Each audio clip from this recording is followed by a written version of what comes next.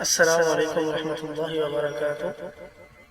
دوستو، جیسا کہ آپ جانتے ہیں کہ ہم تابعین رحمہم اللہ تعالی زندگی، ان کی حالات و واقعات، ان کا طرز عمل،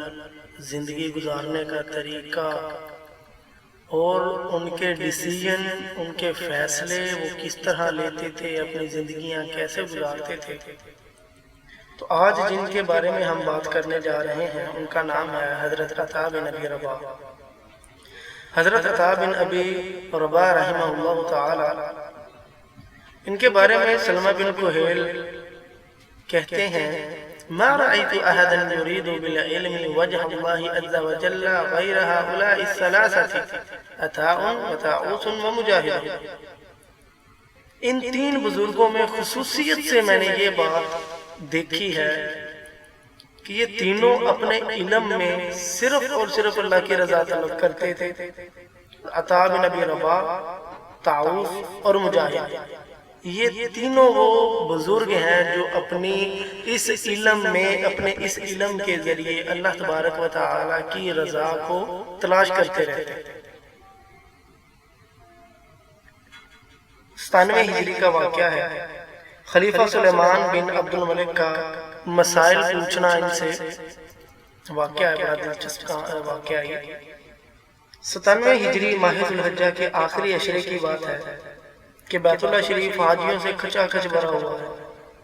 جس میں پیدل چل کر آنے والے بھی ہیں اور سوار ہو کر آنے والے بھی ہیں، بوڑھے بھی ہیں اور جوان بھی ہیں، مرد بھی ہیں، عورتیں بھی ہیں، کالے بھی، گورے بھی، عرب، عجم، بادشاہ اور سردار بھی ہیں، عوام اور رعایا بھی ہے۔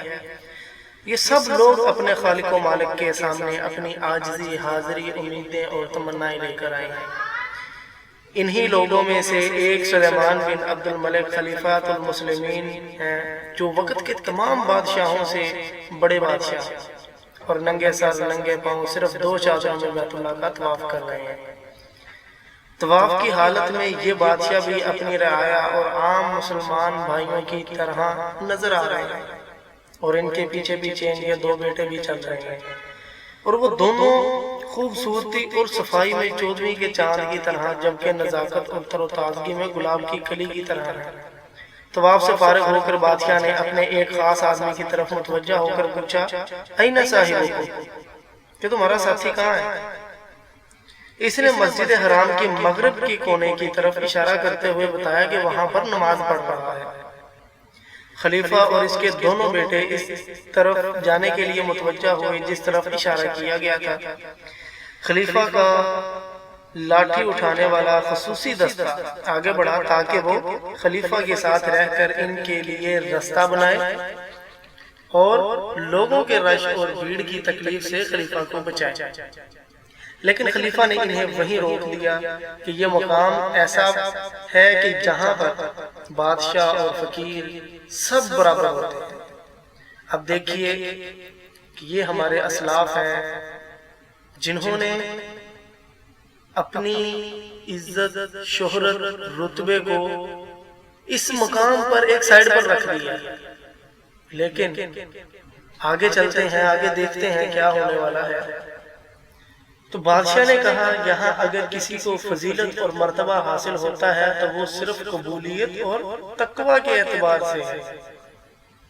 نہ کہ حکومت اور خلافت کے اعتبار سے۔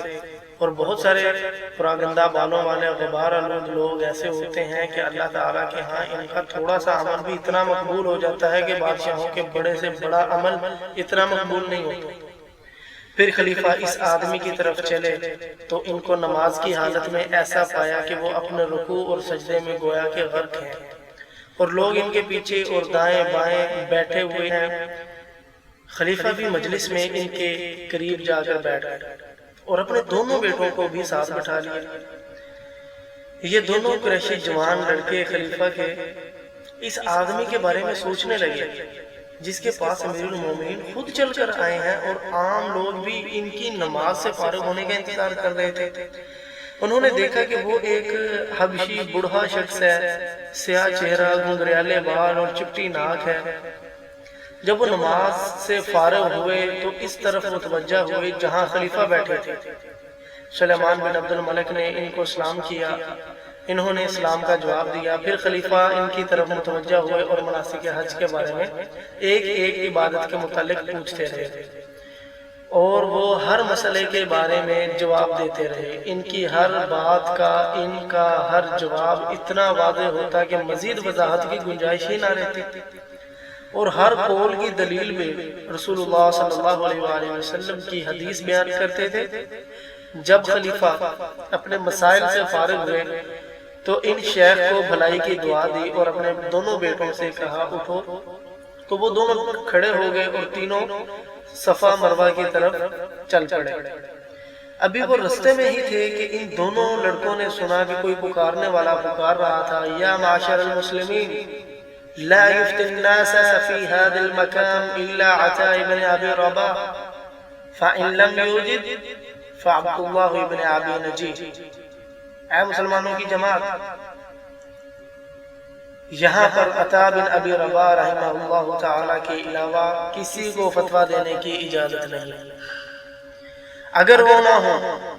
تو پھر عبداللہ بن ابی نجیح سے فتویٰ پوچھا جائے۔ یہ آواز سن کر خلیفہ کے دونوں بیٹوں میں سے ایک نے اپنے والد کی طرف متوجہ ہو کر کہا، امیر المومنین کا عامل کیسے لوگوں کو کہہ رہا ہے کہ عطا بن ابی رباح اور ان کے ساتھی کے علاوہ کسی سے فتویٰ طلب نہ کریں، جبکہ ہم تو ایسے آدمی سے مسائل پوچھنے گئے تھے جس نے نہ تو خلیفہ کو کوئی اہمیت دی اور نہ ہی اس کی تعظیم کا حق ادا کیا۔ یہ سن کر سلیمان اپنے بیٹے سے کہنے لگا، اے میرے بیٹے، وہ شخص جن کو آپ نے دیکھا اور ان کے سامنے ہماری تواضع اور عاجزی دیکھی، یہی تو ہیں عطا بن ابی رباح جو مسجد حرام کے مفتی ہیں اور اس بڑے مرتبے میں عبداللہ بن عباس کے جانشین وارث ہیں۔ پھر اپنے بیٹوں سے کہنے لگے، یا بنیہ، اے بیٹے، تعلم العلم، علم حاصل کرو، کیونکہ علم ہی کے ذریعے ذلیل اور کمتر شخص باعزت اور مشرف بنتا ہے، اور گمنام غیر مشہور نامور اور مشہور ہوتا ہے، اور غلام بادشاہوں کے مراتب پر فائز ہوتا ہے۔ یہ تھا ہمارا آج کا سیشن، جس میں ہم نے حضرت عطا بن ابی رباح کے بارے میں جانا کہ اللہ تبارک و تعالیٰ نے ان کو عزت، مرتبہ اور شہرت کس انداز سے دی تھی، اور ہم اپنے اگلے سیشن میں ان کے علم میں اونچا مقام کے بارے میں بات کریں گے۔ ابھی اجازت چاہتے ہیں، اللہ حافظ۔